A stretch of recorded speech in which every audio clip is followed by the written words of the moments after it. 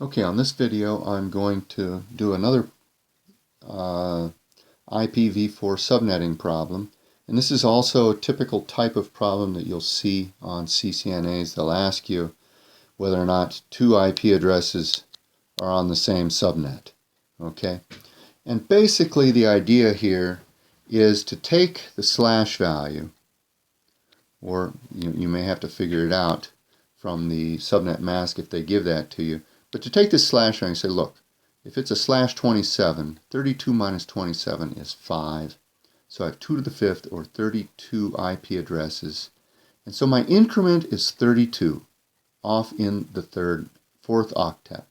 And so my question becomes, are 34 and 35 within the same chunk of 32?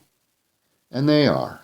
Okay, so what I've done here is I've taken those two IP addresses, put them in two columns here. I've calculated that number of IPs per subnet here.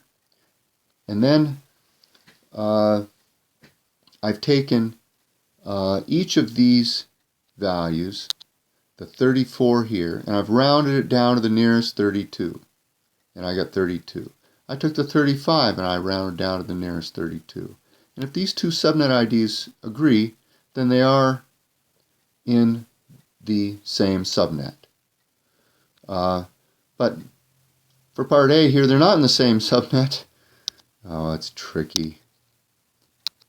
Because in one of them I put a 10, and in the other one I put a 20 in the second octet.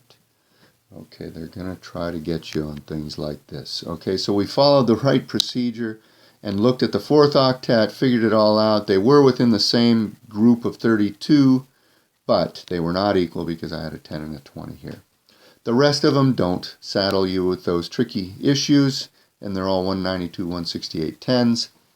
And so the rest of them are fairly straightforward. With a slash 24, I have 200. I've got 32 minus 24 is 8, or 256 IPs per subnet, and the 100 and the 200 are within the same multiple of 256. They each round down to 0, so it's a yes. A slash 25 gives me H equals 7, 32 minus 25, or 128 IP addresses each. But it turns out when I take my 100 and round it down to the nearest 128, I go down to 0. If I take my 200 and round it down to the nearest 128, it takes me to 128, so they are not in the same subnet.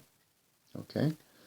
The slash 26s give me H equals 6, or 2 to the 6th, or an increment of 64. And 100 and 200 are not within the same increment of 64. 100 rounds down to 64, whereas 200 rounds down to 192 is the next lowest multiple of 64. The 27s, the slash 27s, give me an increment of 32. And 100 and 200 are certainly not within the same increment of 32. The 100 rounds down to 96. The 200 rounds down to 192. Now we have addresses with 10 and 20 in the 4th octet for various different sizes. So slash 25s is 128. They are within the same group. 10 and 20 are within the same multiple of 128, both rounding down to 0. 10 and 20 both round down to the 0 when we go in groups of 64, and they both round down to 0 when we go in groups of 32.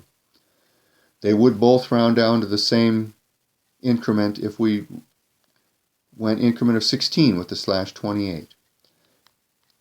So at slash 28, we'd have an increment of 16. They'd both round down to 0. Oh, just a second here. No, 10 rounds down to 0 in multiples of 16. 20 rounds down to 16 in multiples of 16. And so these would not be, and a slash 29 would be an increment of 8. 10 would round down to 8, whereas 20 would round down to 16, and there would be another no. Okay, so I hope that helps. You have to be able to answer questions of all different types on the CCNA exam, and this is another sort of variety of the question you might be asked. Hope that helps.